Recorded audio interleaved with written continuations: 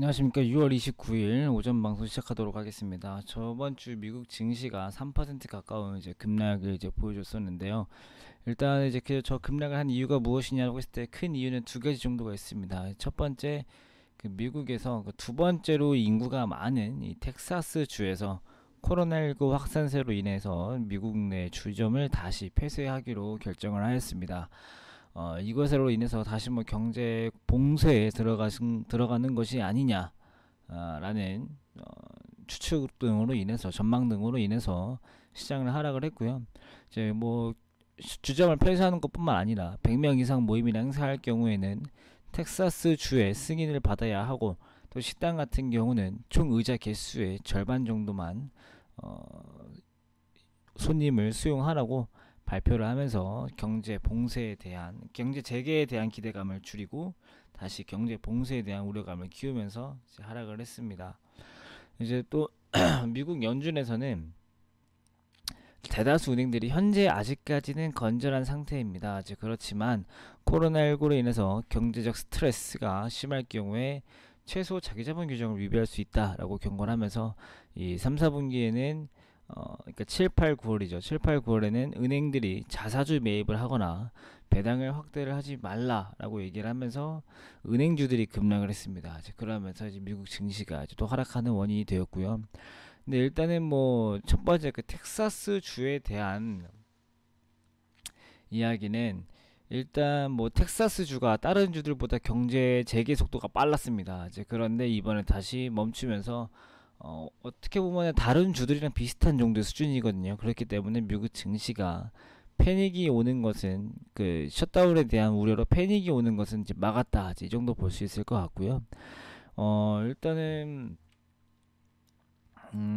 여기 이거 밑에는 저번 주 거예요. 죄송합니다. 하면서 하락을 했는데, 일단 생각보다 달러 인덱스 지수는 별로 안 올랐습니다. 달러 인덱스는 현재 97.460, 지난주 금요일 우리 시장 때랑 비슷한 수준이기 때문에 환율에는 이렇게 큰 이상은 없을 것이다, 이렇게 좀 생각이 좀 들고요.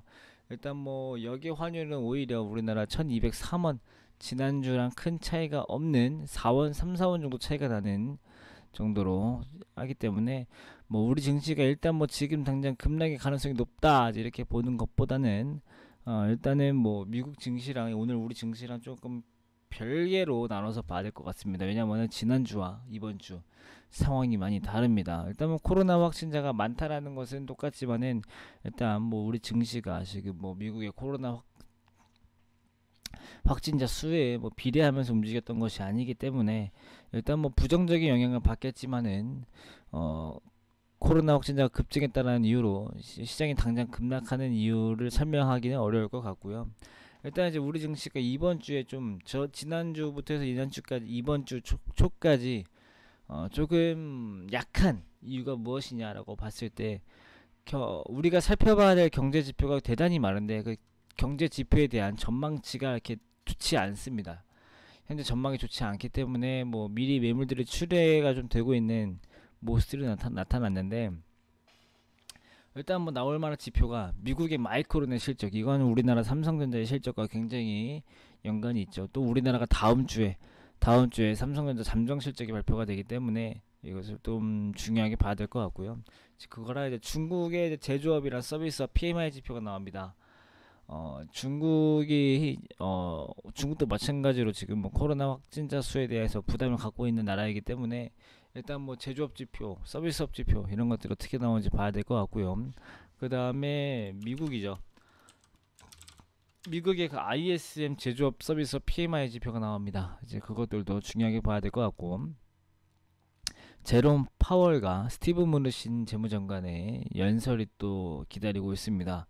이 두 사람이 각각 행정부와 그 다음에 중앙은행의 이 경제 관련된 임원들, 높으신 분들이 현재 미국 경제를, 또 미래의 미국 경제를 어떻게 생각을 하느냐가 굉장히 중요한데, 일단 파월 같은 경우는 일단 뭐 코로나19에 대한 경제적 우려를 굉장히 걱정하고 있는 상황이기 때문에 주목이 되고요. 일단 뭐 그리고 또 행정부 같은 경우는 지금 계속 미국 경제를 낙관적으로 지금 발표를 하고 있는 상황이기 때문에 스티브 무누신 장관이 만약에 좀 안 좋게 얘기를 하게 될 경우에는 충격이 좀 있을 수 있습니다. 근데 일단 뭐 파월과 문우신 이 두 사람의 발언은 실제로 코로나19 확진자에 대한 뭐 경제적인 피해 이런 것보다는 이 달러 가치에 대해 달러 가치를 움직이기 위한 발언들이 좀 기다리고 있기 때문에 현재 달러 인덱스가 하락세를 멈추고 좀